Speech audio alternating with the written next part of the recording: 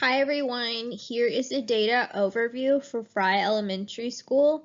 Today we'll be predominantly focusing on the third grade ELA test scores, reading levels, as well as the CCRPI scores from 2017, 2018, and 2019. We will also briefly discuss the teacher certificate levels as well as their years of experience. The purpose of this data overview is to review the demographic changes in the last 3 years, review the ELA results from our students in the third grade from the Georgia milestones, and identify any possible causes for low achievement amongst the third grade. Some questions to consider while reviewing the data. One is, what are students' current strengths regarding the ELA skills? What are their weaknesses within the ELA curriculum? How can teachers affect a positive change? How can the third grade use short-term data to more effectively support these students? On this slide, you can see the CCRPI scores from 2017 through 2019. Unfortunately, due to the COVID-19 pandemic, the state of Georgia had no current CCRPI scores for 2020. As you can see, the dark blue color represents the state of Georgia, the medium shade of blue represented Cobb County, and the light shade of blue represented Fry Elementary. As you can see, there was a steady increase in the CCRPI scores for the state of Georgia, as well as Cobb County. Between 2017 and 2018, Fry had an 8-point jump, followed by a slight decrease of 87 to an 87.7%, which is around 2 points. Here are the CCRPI score components. As of 2018, the elementary CCRPI overall score consists of each of these components. The content mastery component, which counts as 30% of the score, progress, which counts for 35% of the score, closing the gaps, which is 15% of the score, and readiness, which counts as 20% of the score. So here's the Fry Elementary School CCRPI data by categories. We're only going to be comparing 2018 and 2019 because the categories changed from 2017 to 2018. Unfortunately, there's no 2020 due to the COVID-19 pandemic. As you can see on the bottom line, the darkest blue, Fry increased their content mastery from 85.7 to 89.5. Progress took a slight dip from 89.5 to 88.1, and then there was a significant drop in closing the gap from a 100 to 82.7. And then readiness took a 0.6 of a point drop from 88.6 to 88. So the CCRPI score breakdown. On content, their overall score was 89.5. Progress was 88.1. Readiness was 88, and closing the gap was 82.7 in 2019. So here are the enrollment by students for subgroups at Fry. As you can see, there are between 117 and 116 ELL students between the years 2017 and 2019. The gifted students slightly increased, then decreased between 2017 and 2019. There was a little bit of decrease in the students with disabilities from 2017 to 2018, followed by a slight increase. And the EIP students level steadily rose between 2017 and 2019.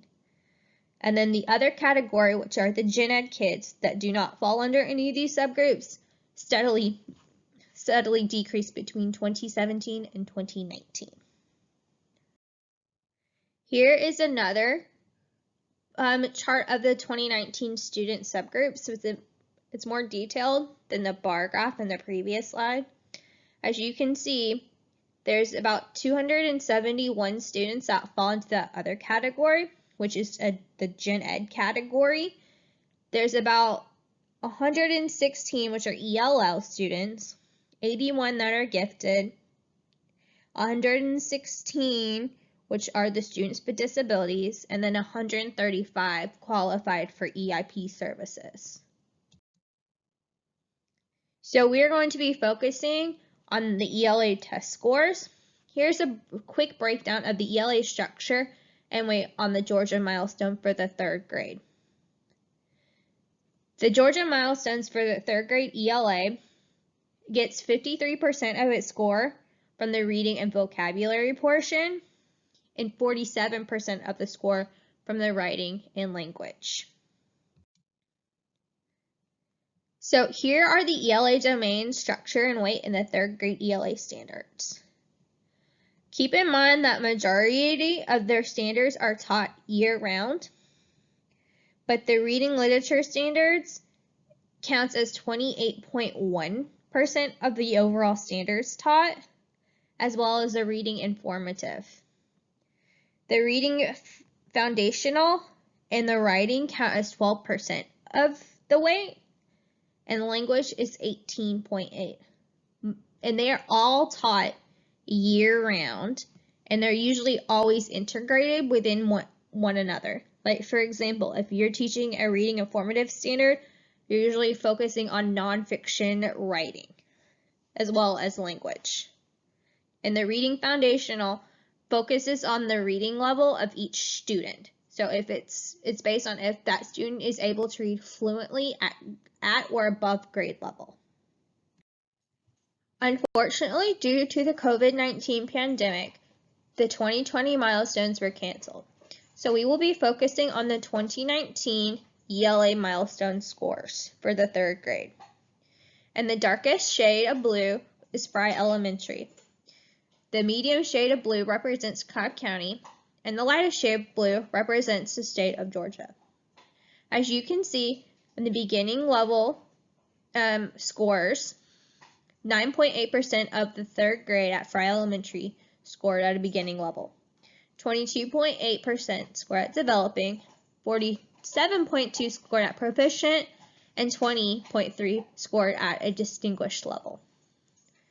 As you can see, comparing each percentile, you can see that this Fry Elementary had a lower percentile in beginning, which is really good, as well as developing, but a higher level at proficient and distinguished.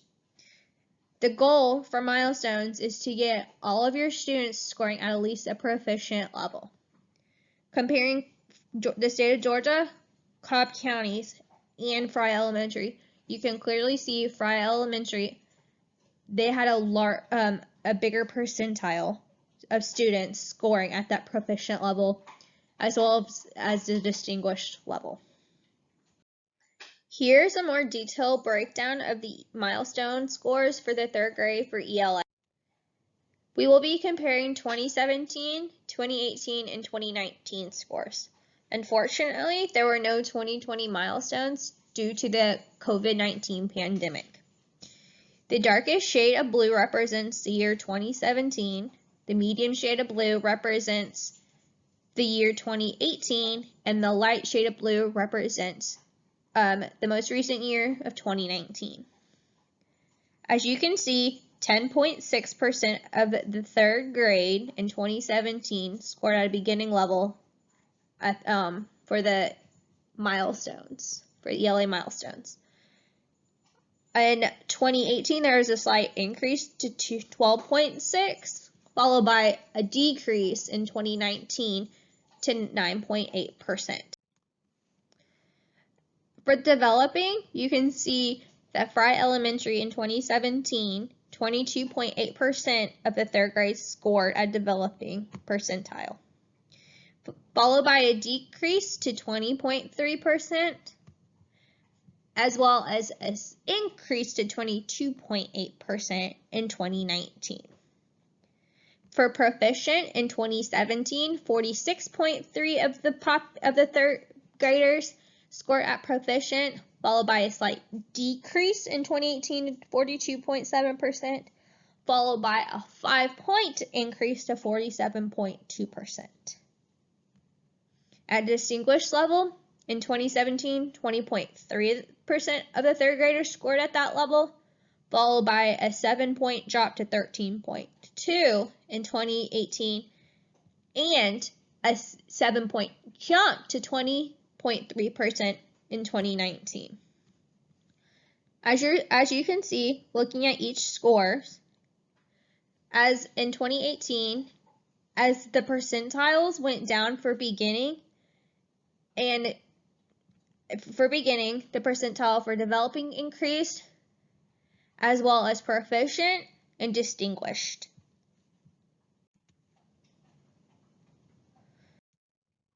Here's a more detailed breakdown of the reading levels for the third grade in 2019. In 2019, there were 11 students reading below a reading level of a 520 Lexile score, as well as 112 students reading at grade level at a 520 Lexile score or above. As you can see, this pie chart clearly shows how majority of the third grade were reading at or above their reading levels at the end of 2019. Here is a detailed bar graph of the teacher certificate levels for each year of the milestones that we discussed. As you can see, in 2017, that's the darkest shade of blue, there's a slight decrease in bachelor's degree amongst the staff. If they're from 18 to 15, that's the medium shade of blue in 2017, 2018, to the lightest shade of blue, which is 13. As you can see, the complete opposite happened for master's degrees. As the steady number of bachelor's degree decreased, there's a steady increase of master's degree amongst the teachers.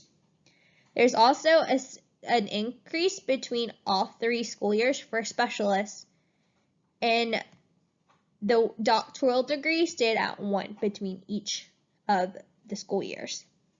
As you can see, there is somewhat of a correlation between the teacher certificate levels and the test scores.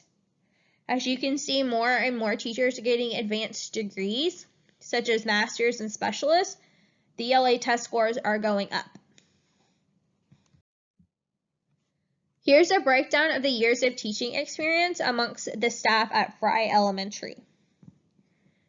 As you can see, between the years 2016, 2017, 2017 and 2018, and 2018 and 2019, or the very dark shade of blue, the first school year we are going to look at, and the lightest shade of blue, which is the last school year we are looking at, there's been a steady decrease amongst year 2 to 5 teachers, and a slight fluctuation between 5 to 10 year teachers, and a steady increase followed by a leveling out at 10 to 20 years. There's also a slight increase in 21 to 30 years of experience, and an increase for the 30+ years of experience. So as you can see, this could apply to a factor of the test scores going up as well. As you can see, this is the attendance data for the third grade.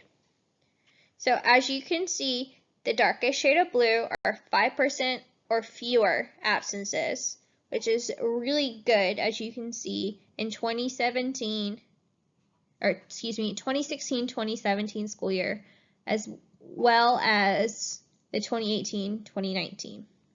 There is a slight drop in in 2017-2018 in attendance overall. So this could show somewhat of a correlation between the slight drop in test scores in 2018, followed by a slight increase in 2019. So the strengths of the data, some of the strengths from the data is that it included the reading levels, and you can see how reading instruction had a positive effect on the milestone scores. You can see with that detailed pie graph how majority of the students are reading at or above reading level, and that could have a positive, show a correlation between the students reading at a reading level and the great scores that Frye Elementary had, and the number of students and percentage of students that scored at that proficient or distinguished scores for the ELA.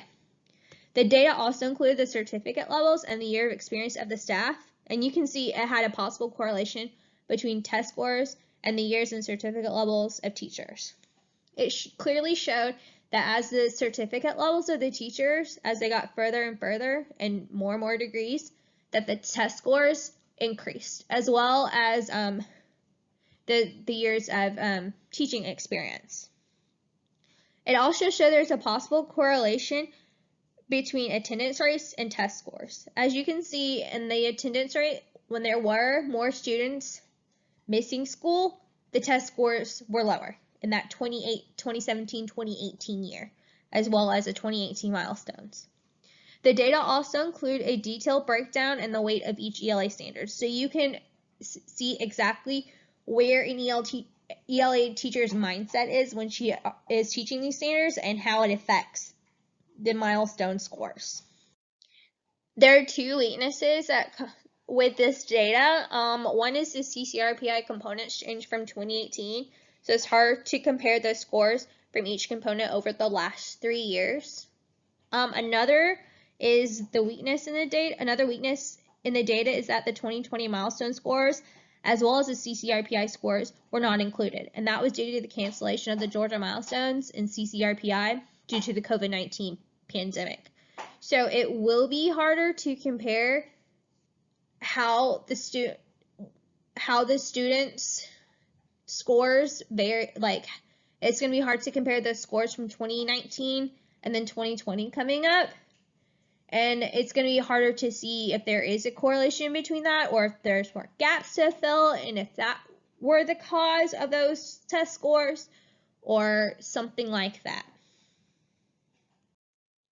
So here are some discussion questions I want you to think about.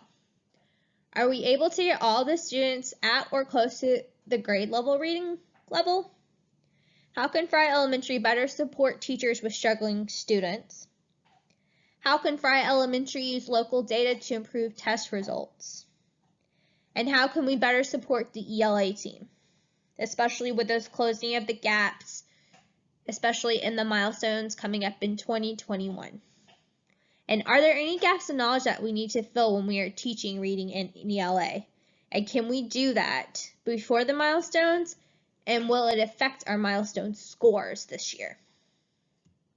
Okay, so some next steps. I want you to get with a partner to discuss the questions from previous slides, using team norms to create an appropriate plan of action to address identified weaknesses, decide how to collect data and analyze student data, communicate any additional questions or concerns to me. Thank you guys for coming to my data overview presentation.